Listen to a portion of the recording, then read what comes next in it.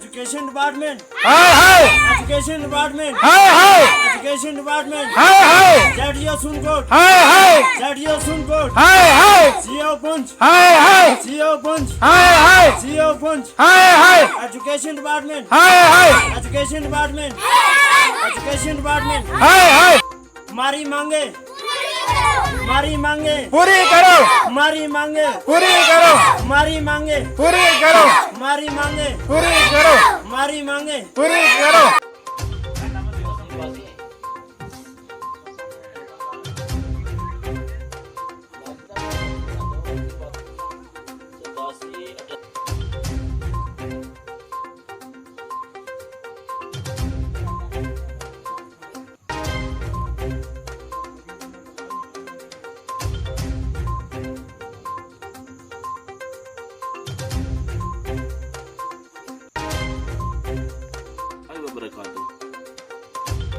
जनाब, सबसे पहले हम मीडिया वालों के शुक्रगुजार हैं कि वो यहाँ पिछड़े हुए इलाके में तशरीफ़ लाए। हमारी सबसे बड़ी परेशानी ये है कि हमारे मोहल्ले में जो ये स्कूल है इसमें कोई टीचर नहीं है।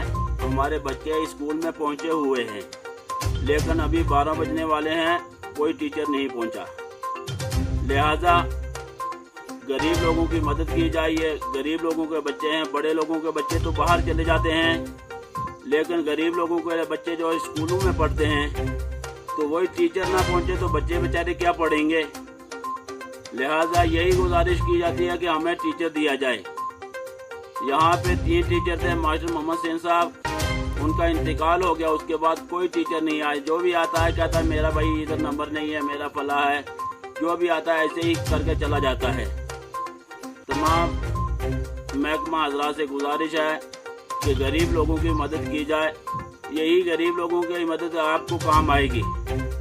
लिहाजा मैं यही गुजारिश करता हूँ कि आप हमारा हक हमको दिया जाए, हमें इंसाफ दिया जाए, गरीब लोगों के बच्चों को इंसाफ दिया जाए।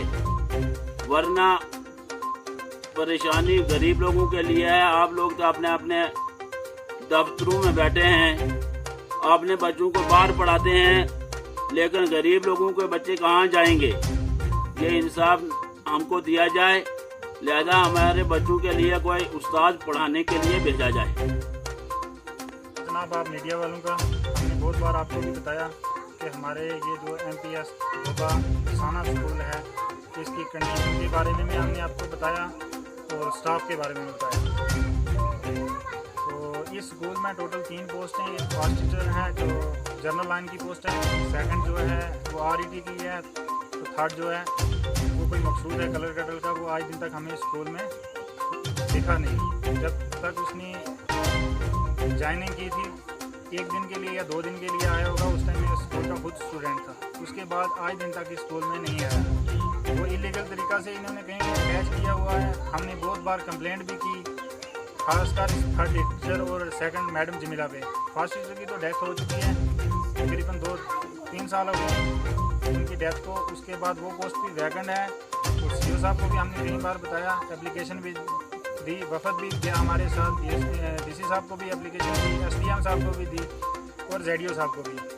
तो आज सुबह से हम देख रहे थे कि जितने इन्होंने कोई आर्डर निकाला था, टेम्परेरी 2 आर्डर किए थे इन्होंने स्कूल चलाने के लिए, तो वो दोनों टीचर अपने पोस्ट पे चले गए वापस। स्कूल में कोई टीचर नहीं है और बच्चे यहाँ पे सुबह से बैठे हुए हैं। अभी 12 से भी ऊपर हो गया है टाइम। तो हमने ZDO साहब को भी कॉल की, डिप्टी CO को भी की और CO साहब को भी की। उनको बताया कि सर हमारे स्कूल में कोई टीचर नहीं आया, तो आप इनको ZDO साहब से पूछिए, स्कूल में विज़िट कर लीजिए ताकि इनका कुछ क्लियर हो कि ये टीचर हैं कहाँ पे। जो मैडम है, मैडम की पोस्ट यहाँ पे है, वो कहीं अटैच की हुई है।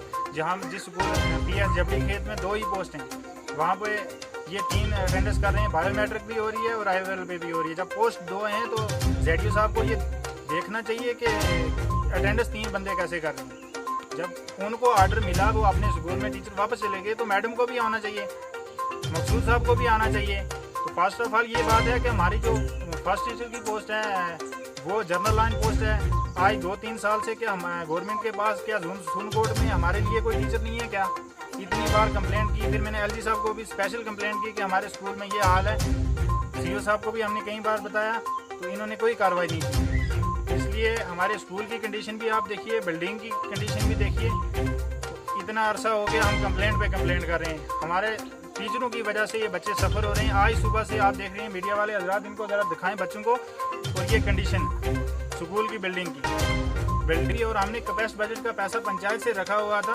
ये मेरी एक्सीएन साहब से भी गुजारिश रहेगी कि जिसको ये अलाट हुआ है वो पिछले 1 मंथ से उसको अलाटमेंट मिली है, यहाँ पे काम शुरू क्यों नहीं होगा। हमारे बच्चे यहाँ पे सफ़र हो रहे हैं और बिल्डिंग की हालत भी आप देख लीजिए। और डीसी साहब से भी मेरी ये गुजारिश रहेगी कि वो स्पेशल टीम भेजें और इस स्कूल की आगे बिल्डिंग भी देखें, बच्चों को भी देखें और यहाँ के गरीब लोगों को भी देखें। इनके पास इतना सरमाया नहीं है कि ये प्राइवेट स्कूल में बच्चों को पढ़ाएं। कम से कम यहाँ पे प्री प्राइमरी के से ऊपर पॉपुलेशन है। वो तो बच्चे अब तक स्कूल में कोई टीचर नहीं तो लोग कैसे भेजेंगे।